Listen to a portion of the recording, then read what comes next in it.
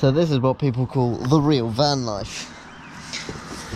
So after doing my track rod, the tracking was well out and it's put a massive angle on my tyre. You won't be able to see it, but if you look at that groove there and then you look at that groove there, you can see the difference. And when you sight down this one, that one's in line. When you sight down this one, when that lines up about there, you can still see the tyre, whereas you shouldn't see that back tyre if it's in line.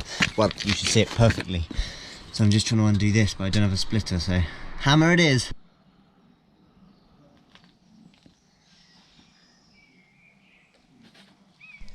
Okay, so after a failed mission last night, I'm here at my friend's Detour. I was going to go to the Peak District and World Marvin, Two Humans Being van, the little green one.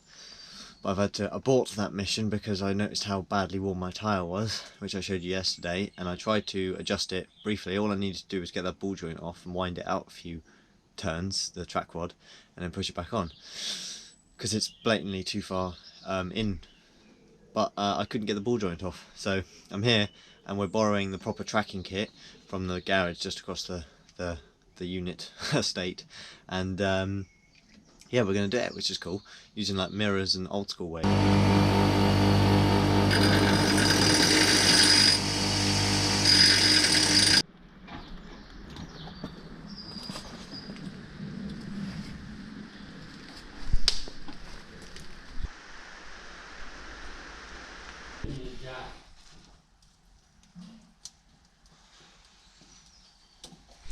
Good morning, everyone. So, got my tracking done yesterday, and then I helped my friend do up his engine, his 300 TDI engine. Anyone knows anything about Land Rovers, and he's putting that in his Range Rover I mentioned briefly before, but yeah, it's going in at the moment, welding in engine mounts and stuff yesterday, so that was good fun.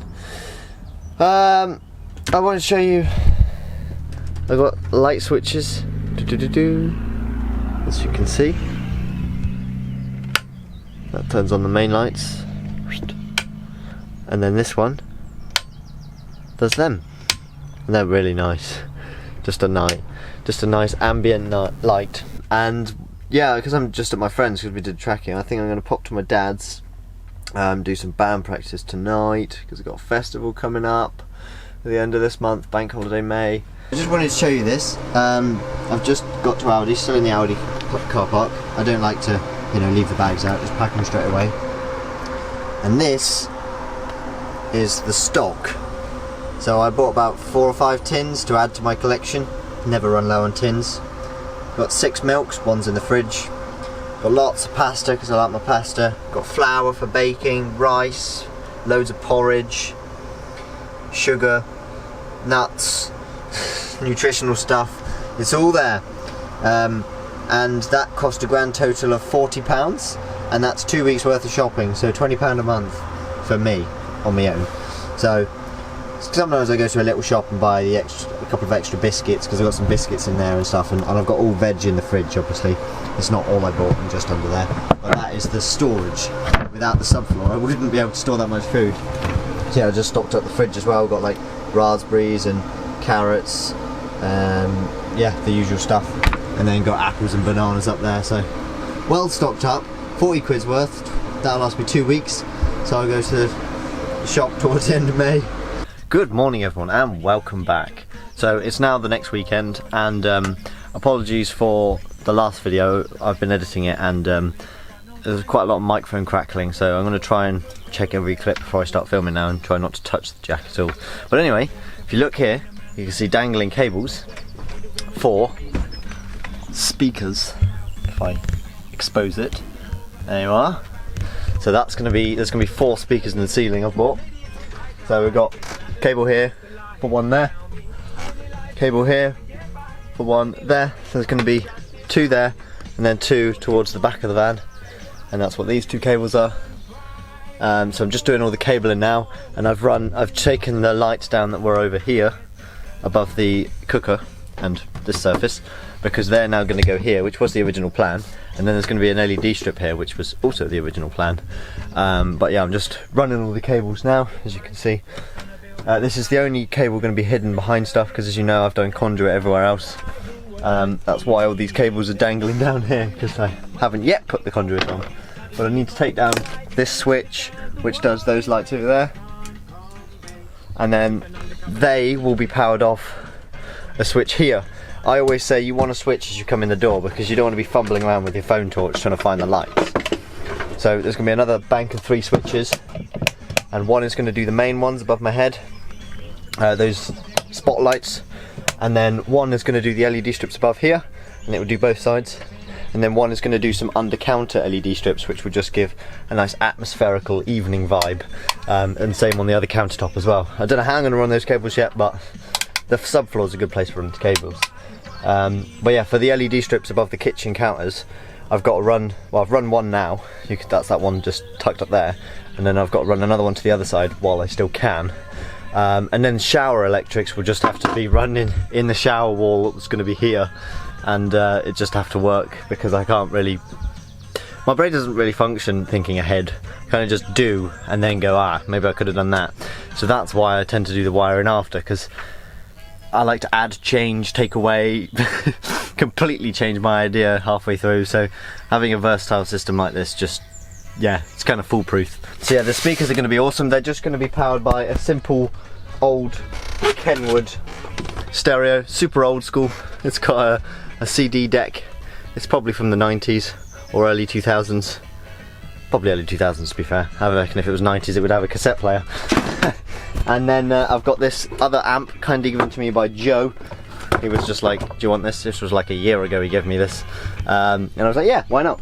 And this is just gonna be the amplifier for just the subwoofer that everyone's been wondering if this is wired up. Not yet, but it will be today. It's gonna be exciting. But first I've got to get the ceiling up.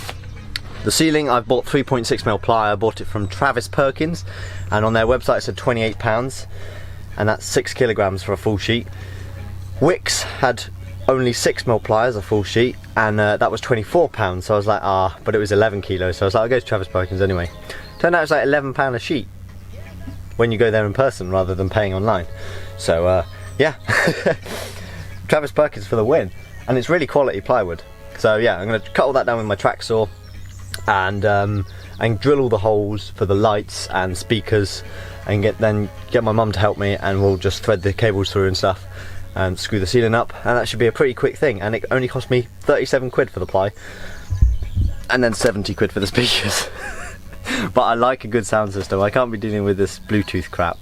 I mean, it's good, but nah, let's have a proper good old school stereo. Also, Bluetooth speakers are many £100s anyway, so this has cost me a grand total of, the amp was free, the head unit was free, the subwoofer was free. The only things I've paid for is the speakers, so it was 70 quid.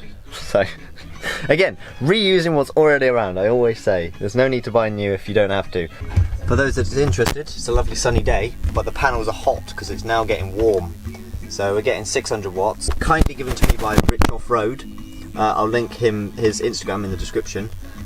But yeah, so he gave me this other MT50, so you can see I've got 350 watts coming in the front panel and 350 watts coming in the back panel.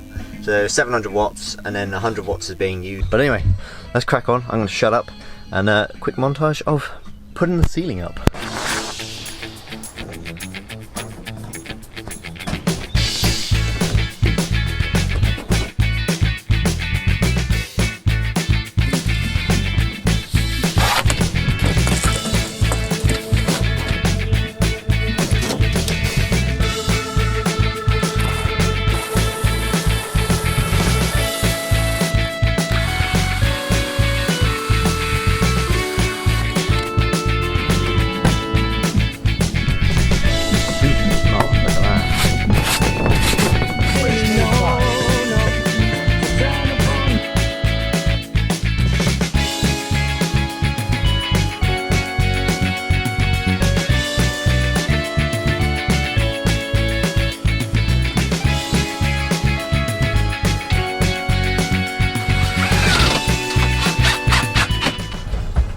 So much brighter in here, and it sounds so different. Right, engine's running, just warming her up. Oil's just arrived. Speakers are all in. Ignore this bit here. I'm going to put a bit of 8mm cladding over the top to pull these together because there's a big gap, and I'll do it on the other join too. and I might whittle it out a bit to make it a bit fancy, but that'll probably be, I don't know. I'd like to weld the bottom of my driver's door probably tomorrow. So today I want to get the speakers wired up because I just cannot wait. I've been listening to music all day, but on my little one, which sounds amazing for its size, considering it cost about 20 quid about 6 or 7 years ago. But yeah, just letting the engine warm up so the oil's nice and thin, and then once that's warm, we'll drop the oil, drop the filter, let the oil drain, put a new filter in, put the oil in, and well, that's just an oil change. But yeah, so I'll give you a little close-up. It just looks so wildly different in here, it's absolutely mad. And the speakers, yeah, this panel gap's pretty good to be fair, but yeah, I'm going to put a cover over it anyway. And I think I'm just going to stain the ceiling, to be honest, or just a clear matte varnish so you can't even really see it's there. And the lights, as you can see, fit really nice and snug and flush, and they're really nice. And then the speakers are really smart too, as you can see, and then they're going to go down to the head unit, as I said. I'll catch up with you guys in a bit. I'm just going to do an oil change. I probably won't film it, to be fair, because I filmed doing a service before, so if you want to check that out, I'll link it up in the card up here, and then you'll know how to do a service. Rose has just dropped down in revs. I'll probably give it a bit more because that means the water's up to temp, and then let the water circulate, let the engine get a bit hotter, and then yeah, I'll probably leave it like 10 minutes or so. It won't be the thinnest, but it's quite a warm day. It's 20 degrees outside and 20 degrees inside. I want to show you this. I found this in the forest that I stay out of work. It was just on the floor in the forest, and I was like, I've been looking for a free piece of this for ages, and this looks about the right size. It's like 5 centimeters too short, but you can't argue with that. It was free in the forest. So I'm gonna probably screw that in today as well.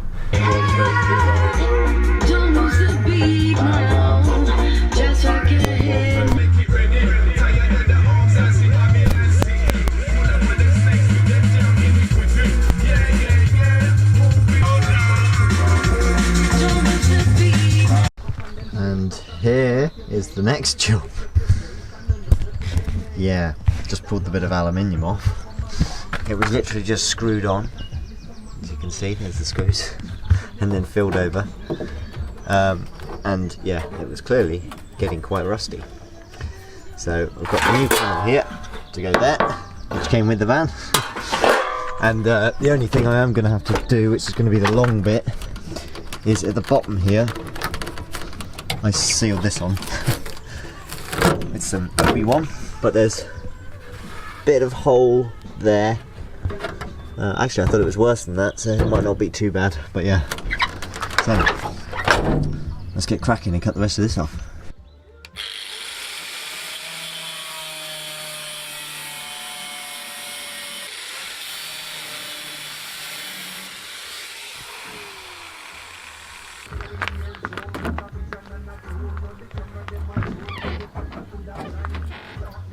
And there we have it, one newly refurbished door.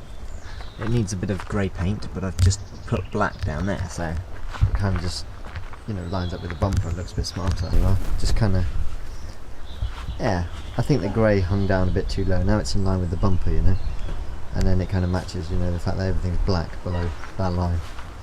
I kind of was contemplating doing this line because it's in line with this black here, but that kind of doesn't end, and it means you kind of have to go all the way around, which I've seen someone do before, but I don't really want the grille to be black, so yeah. Right, I'm going to pack up, and then I've got to cut some splashbacks for in there, and then do a couple of other things, and have band practice later, so I'll catch you guys in a bit. Hello everyone. I screwed the piece of steel in, so that's all fastened now, and I've put this in here. I haven't screwed them in yet, and same here, and I've put the socket on, and I've moved this socket a bit so this sits a bit better. I've still got to put this little splashback on to stop it flying forward, but for now there's a little screw in place. But yeah, it's really coming together. Got my light switches here, can't remember if I showed you that, and they work, and then obviously those light switches do these two, so it's really coming together now. Got a new clothes holder thing, and just watching Richard Wonderbus at Cramp Quirky. So if you don't follow Rich and Kelly, then I'll stick them up in the card up here. And then here, as you can see, I've got my head unit installed, and then there's this little switch and it turns both the sub amp and the head unit on, and then you can just flick it off, and yeah, that way it saves power. So yeah, we're all good. So I'm going to leave this video here. Next week's video is going to be a festival I'm going to, which won't interest most people, but I have filmed every one, so it's just kind of a ritual for me to film everyone, and it's the first one to go into my van. So if you did like the video, please do make sure you hit the like button. Drop a comment down below, let me know what you think about the video, and make sure you're subscribed if you're not already, and hit that bell icon, and I'll see you next week.